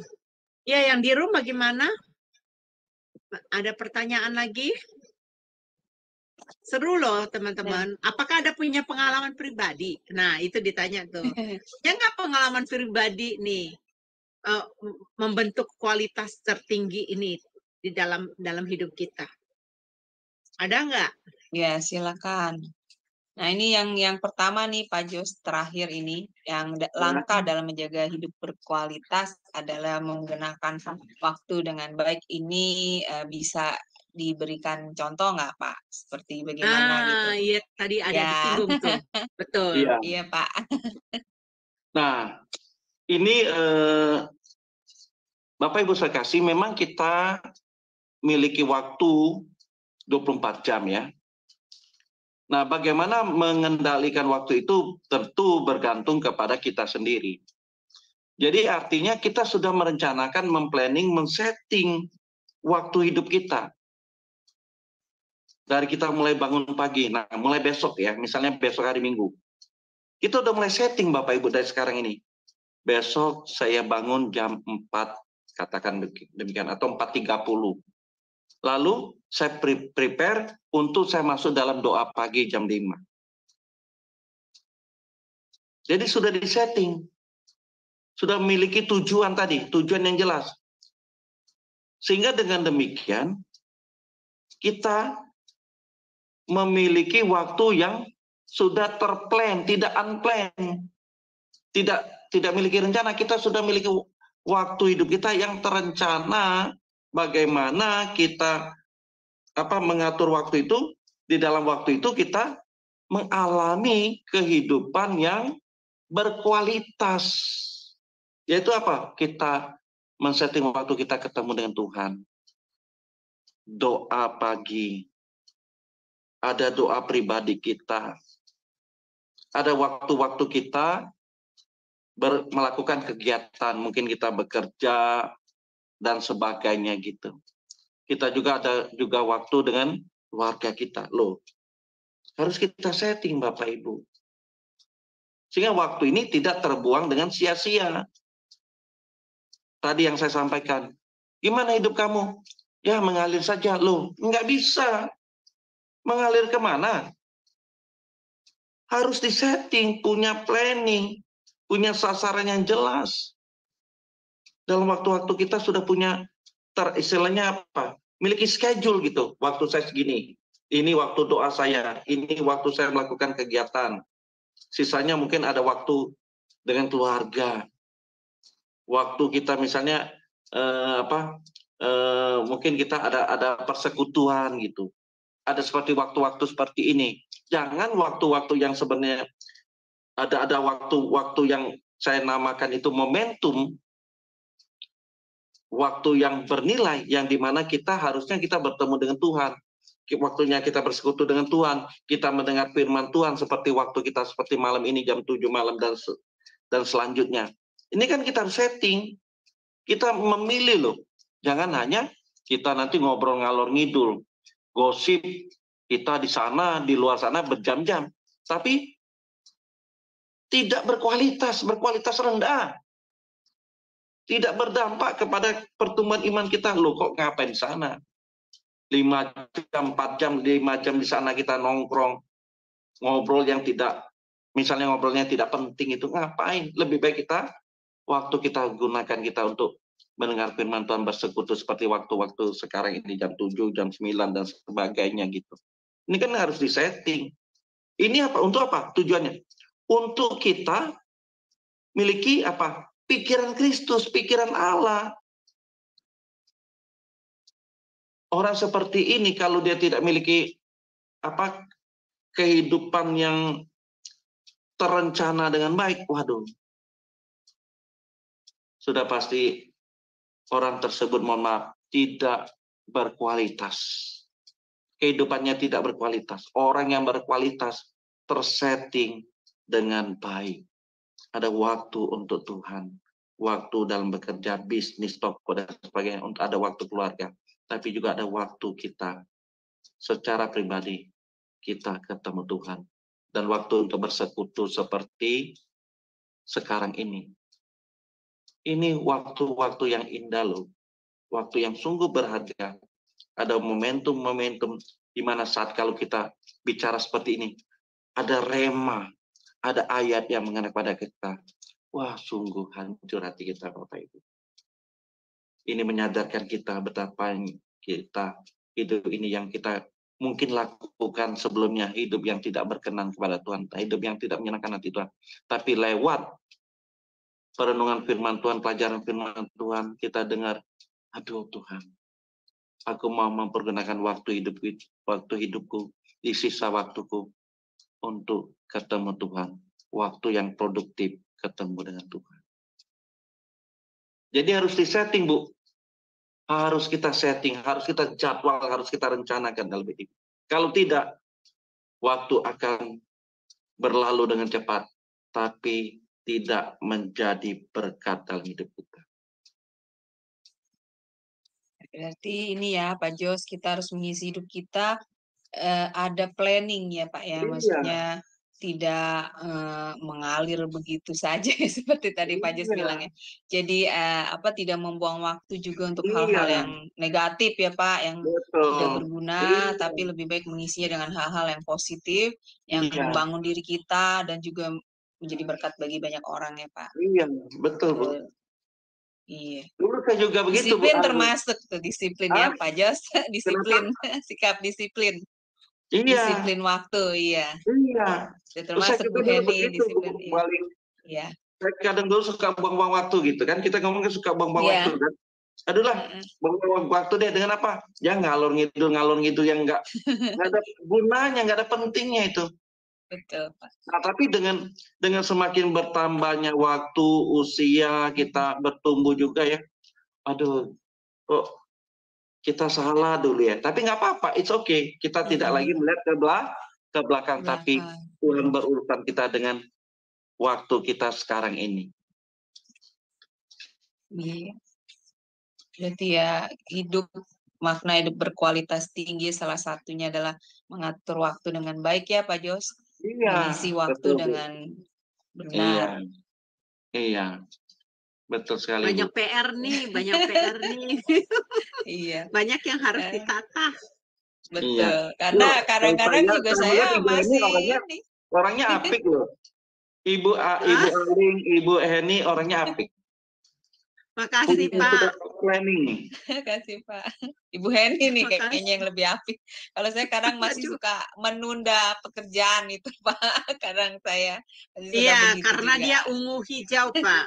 Dia ungu hijau itu, tapi ya itu kesabarannya tinggi tapi Pak, nggak kayak saya. Saya temperamen juga kan Pak, ada kalau nggak diatur bisa. Nah dia itu bagusnya apa? Dia stabil, dia nggak biar dipancing juga dia nggak naik hitam dia. Ya itulah. Soalnya kan ada lebih ada kurangnya Bu. Betul. Tapi tapi di dalam Kristus sekarang bukan karakter yang tipe-tipe itu lagi, harus karakter Kristus yang diterapkan dalam hidup. Jadi itu yang saya terapkan. Kalau nggak begitu Pak Jos nggak kenal Heni yang sekarang Pak Jos. Gitu ya.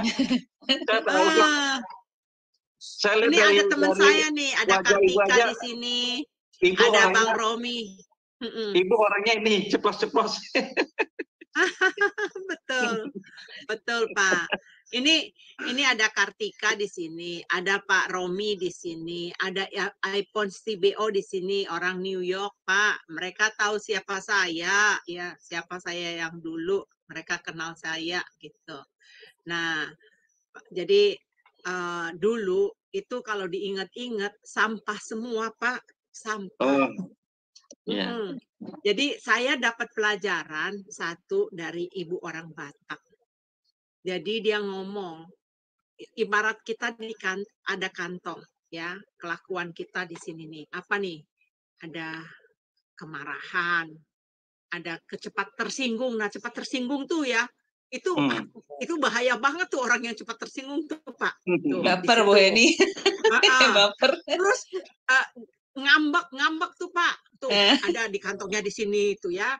Terus apalagi dia bilang ke situ, oh ya pokoknya yang jelek-jelek lah satu kantong katanya. Nah, coba Hen katanya sekarang. Kelakuan kamu ada semua tuh di situ di kantong itu tuh. Gimana menggantikannya?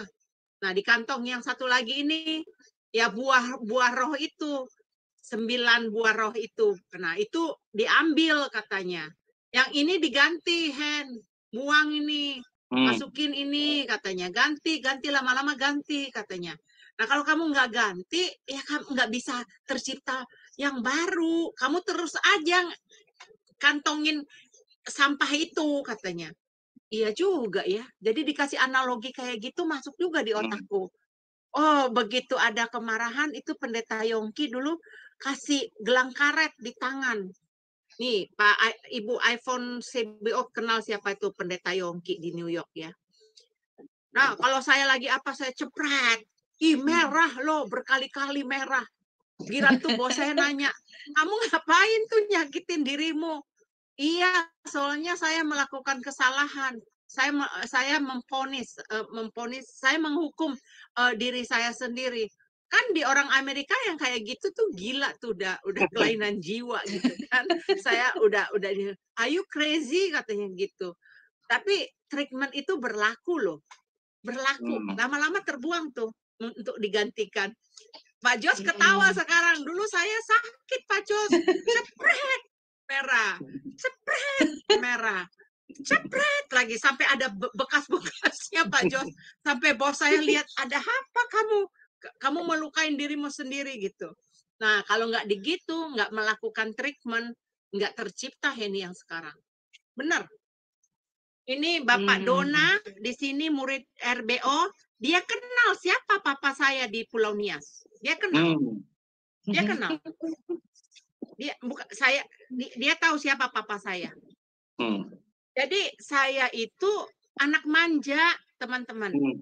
Apa maunya dikasih gitu ya, ikutan. Jadi saya pikir dunia karena orang tua saya berduit ya, saya pikir dunia milik saya gitu, tahu nggak? Itu dunia yang mengubah firman. Benar-benar firman yang mengubah saya. Puji Tuhan. Sama Pak Erastus. Pak Erastus tuh ya, saya kalau ke taman, kalau itu dengerin kan dulu kan nggak banyak channel. Jadi kalau pulang kerja nangis, kadang-kadang kan bos juga kan ada yang jutek gitu ya sama kita gitu kan. Udah kita kerjain juga masih aja salah. Saya kebetulan deket Central Park. Teman-teman ada yang tahu nggak di New York Central Park itu di pusat kota ya. Saya ke sana menangis di situ. Nangis, dengar. Itu akhirnya saya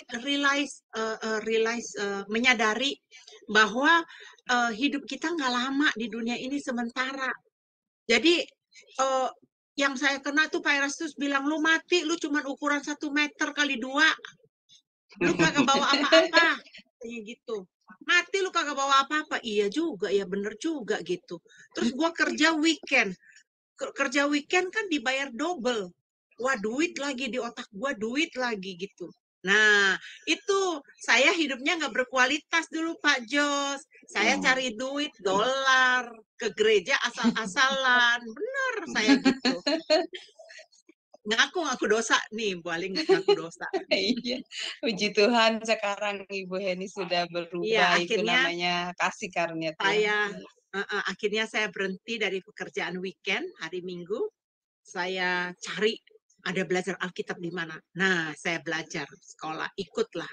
Saya di Qatar selama 2 tahun sebelum sekolah ya. Akhirnya waktu saya di wisuda, saya bilang begini, terima kasih ya Tuhan, bukan cari gelarnya, saya bukan cari gelarnya, titelnya, tidak sama sekali. Tapi saya mau dibentuk, saya mau diproses. Nggak enak. Ya, dulu saya juga orangnya gampang tersinggung dulu loh. Kata orang dunia, telinga tipis. Padahal telinga saya tebal begini loh, lihat telinga saya nih. Tebal begini telinga saya. Tapi dibilang telinga tipis peribahasanya. Nah, mulailah saya ini. Terus kadang-kadang dulu ya Pak Jos ya, dalam pelayanan. Saya kan bagian backup singer, ya kan. Terus saya juga bagian konsumsi, ya gitu. Tiba-tiba teman tuker pelayanan. Kamu aser, katanya gitu. Saya tuh langsung bisa loh dulu itu saya bisa. Enak aja, saya dikasih aser. Saya nggak nyaman kerja di aser. Saya nggak mau. Ternyata kedagingan saya belum dikikis. Setelah saya dengar pengajaran bahwa pintu masuk surga itu sempit, kita kan gendut nih. Gendut sama kelakuan jelek kita tuh. Bagaimana bisa masuk tuh di lorong yang sempit? Kan jiwa kita, kedagingan kita kan nggak masuk ke dalam surga. Nah, harus dipangkas, harus dibuang itu semua, dibuang-buang. Jadi untuk jadi manusia yang bermutu tinggi itu terpaksa deh dipotong-potong. Sakit, dipotong sakit. Tapi gue rela. Gue harus. Kalau nggak kayak gitu nggak jadi deh kayak begini sekarang. Pak Jos ketawa-ketawa. Itu ya Pak Jos yang disebut memikul salib, menyangkal diri itu Bu Heni. Itu dia itu bukan pikul salib ya, menyangkal diri ya kalau nggak salah ya Pak Jos ya. Pikul salib juga ya Pak Jos ya, termasuk menyangkal, ya. Pikul salib kalau ada beban ya Pak Jos ya. Oh menderita ya. Kalau itu menyangkal diri. Oh iya. Bisa menyangkal diri ya Bu Pak Heni. Jos mesti harus sering-sering kuliahin kita lagi nih supaya kita betul-betul bisa jadi manusia yang bermutu tinggi nih, berkualitas betul tinggi. Pak, materinya keren-keren. Iya, wah tidak berasa. Saya kembalikan ke Bu Aling. Iya, ini udah 12 menit lagi nih ya Bu Heni, sepertinya kayaknya sudah cukup ya, kayaknya kelasnya. Kita akhiri saja. Baik, Pak Jos tolong closing statement-nya, lalu pimpin doa buat kita ya Pak. Terima kasih. Ya Bapak Ibu, saya kasih kekristenan kita harus dapat kita buktikan melalui kehidupan kita yang berkualitas tinggi. Kehidupan yang mencerminkan kehidupan Kristus. Kalau tidak, Bapak Ibu, seberapa banyak aktivitas pelayanan atau kegiatan rohani kita, itu tidak akan membawa kita untuk kita hidup dalam berkualitas tinggi. Seberapa banyak kegiatan pelayanan kita itu tidak akan membawa kita atau membentuk kita menjadi kehidupan yang berkualitas tinggi.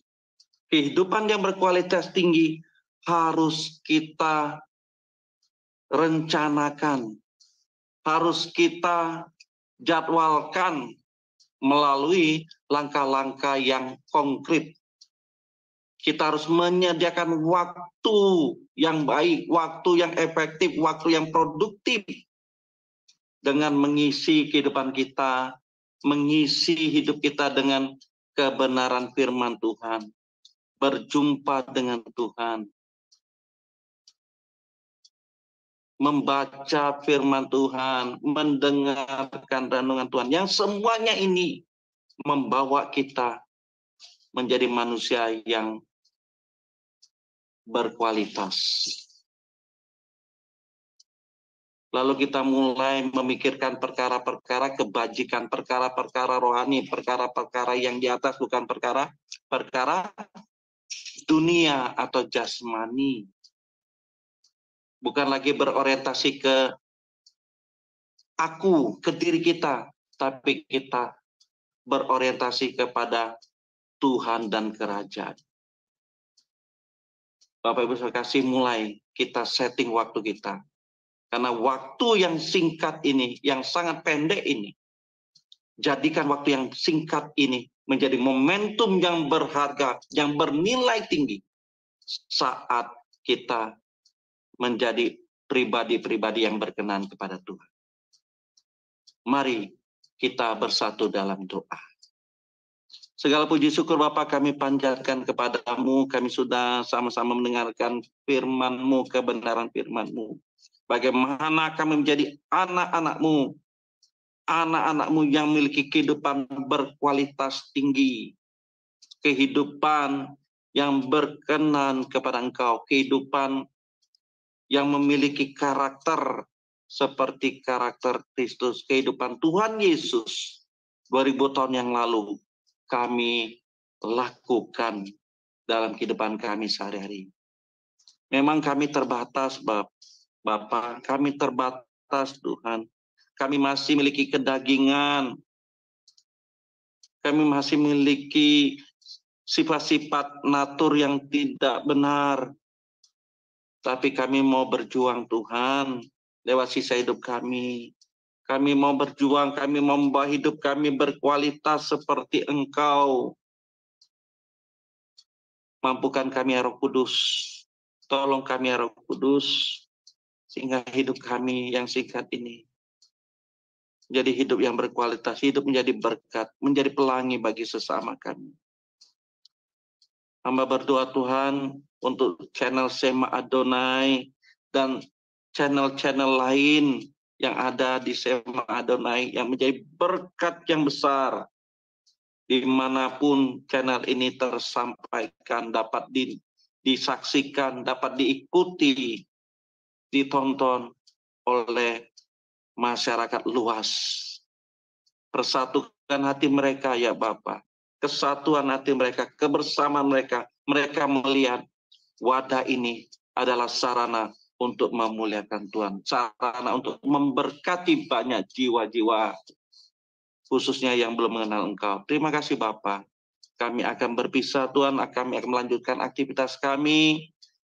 Sebelum kami berpisah, kami mau menerima berkat yang daripada-Mu. Mari Bapak Ibu, angkatlah kedua belah tangan kita mau menerima berkat yang daripada Tuhan. Segala berkat daripada Allah Bapa di sorga, dan cinta kasih dari Tuhan Yesus Kristus, Juru Selamat dan Gembala Agung kita, dalam persekutuan dengan Roh Kudus menyertai kita, mulai malam ini, bahkan sampai selama-lamanya. Setiap kita yang percaya dan mau menjadi berkat, kita katakan, amin. Tuhan Yesus memberkati. Amin. Puji Tuhan. Terima kasih Pak Jos untuk Sama-sama, Bu pelayanannya. Ali. Tuhan berkati pelayanan Pak Jos. Tuhan Dan lebih berkati. lagi. Baik Saya Bapak pamit Ibu ya, yang Bu. terkasih. Iya, terima kasih Pak. Baik Bapak Ibu yang terkasih. Terima kasih sudah stay di dalam kelas ini. Tapi setelah ini masih ada lanjutan lagi, yaitu kelas konseling ya. Jadi tetap stay di sini, kita belajar kelas konseling ini. Baik, kelas ini akan tetap ada di hari Sabtu minggu depan di jam yang sama pukul 19.00 waktu Indonesia Barat dengan tema-tema yang menarik lainnya. Ya, terima kasih Bapak Ibu yang terkasih. Shalom, shalom, shalom. Tuhan berkati.